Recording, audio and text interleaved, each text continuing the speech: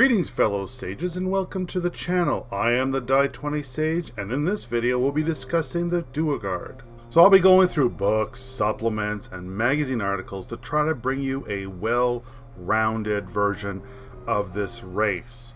The purpose of this video is describe the Duergar as I see it. So it's my opinion or my version, and is in no way an official version by TSR. Now it's called Wizards of the Coast, and now finally Hasbro. Of course, all the actual images are copyrighted by their respective companies. Based on the English and Norse mythology, the Duergar first appeared in the Advanced Dungeons & Dragons Monster Manual 2 in 1984.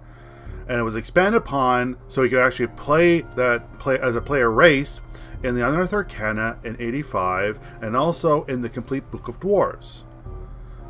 Basically, the Grey Dwarves appeared in each edition of the Dungeons & Dragons, including campaign settings like Forgotten Realms, Greyhawk, and Eberron, having their own take on this mostly subterranean race. Pretty much the only happiness that the Duergar is the knowledge of a job well done, and they spend so much time in the forge pretty much as soon as they're able to hold a hammer in their hand. Their skin is gray as their souls, and their heart is black as the iron they work with. The Duergar society are very similar to their cousins, although life is much harder, of course, because of their hostile environment deep underground.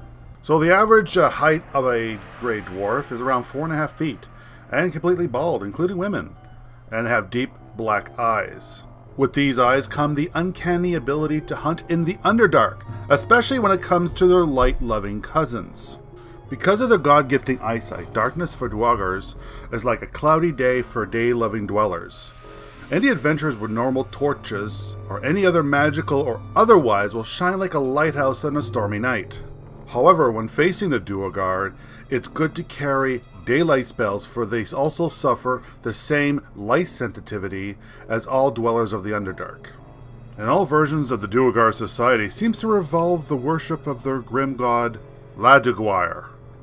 So I'm not going to be talking too much about Duergar because I feel that he is in his own video, or it could be part of another video about dwarven gods or gods of the different campaign settings. So I'm not going to mention him too much for this video. The law enforcement of these clans are handled by the priests of the exiled god. Called Tholdars, they wear iron armor with broken crossbow bolt symbols on their chests and gauntlets. Plus, they wear the actual god's tattoo on their forehead. Xenophobic by nature, these creatures forbid any other race from entering their grand cities. They consider all other humanoids, above ground and below ground, to be a sin against the Great Protector's eyes. However, they do trade with other races, mostly with the Dark Elves, because, if they hate them, they don't hate their coin. Speaking of coins, the Duergar love to profit as weapon dealers. What they do is use spies, called Dark Halves, to gather intel on anyone and use that information to further their Duergar goals. That would explain they conveniently show up in a heavy guarded caravan willing to trade with inferior races. It's not unheard of for the Dark Halves to encourage humanoids on both sides to start fighting, using well-placed word and vile rumors, and then sell the superior weapons to both parties. After these small conflicts, the Duergar attack the weakened victors, and to avoid trade complications, they'll hide all the evidence. Now, when it comes to battling their light-loving brothers, they will hire or ally with other creatures of the Underdark. The majority of the Grey Dwarf's time is spent toiling in the vaults of the priests of Duergar. Next to their grim cities, you can hear the hammering echo within the Underdark. The neighbors report that the noise seems to be unique to the Duergar as they chant as they work, praying to their ashen protector. Within these walls of these vaults also house a great hoard of treasure, including magical artifacts, mostly evil, tools, gems, rare iron types, and atop a mountain of golden coins, all guarded by these massive stone golems. Grey Dwarves fight on a fanatical level, as they view all other races as abominations that must be destroyed in the glory of their god. It's hard to talk about the Grey Dwarves without mentioning their enlarge ability.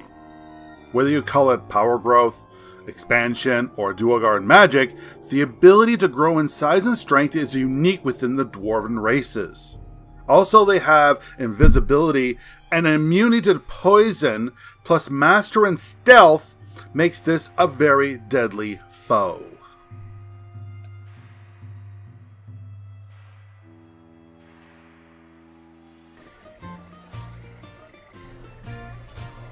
So I hope you enjoyed my very first video on this D20sage. I decided to try something new. I do have a gaming channel. If you're interested, let me know in the comments below and I will link it. But this is more of my other passion, which is Dungeons and Dragons. If you may notice, I didn't include everything. For instance, the 4th edition, there was the Duergar had a half demon thing going on, so I didn't think really, and this is my opinion, it really didn't add anything to me to make them half demon. They had a rich history as it is. Also, I took a lot of stuff from the issue of Dragon, which I haven't the actual copy here of Dragon magazine issue. I don't know what the issue is, but it was released in November of 2004. There was a big article about the Duergar, and I took a lot of that information and added it to the video. So I'm going to bring this video to a close. Please leave a comment below, and until the next video, cheers!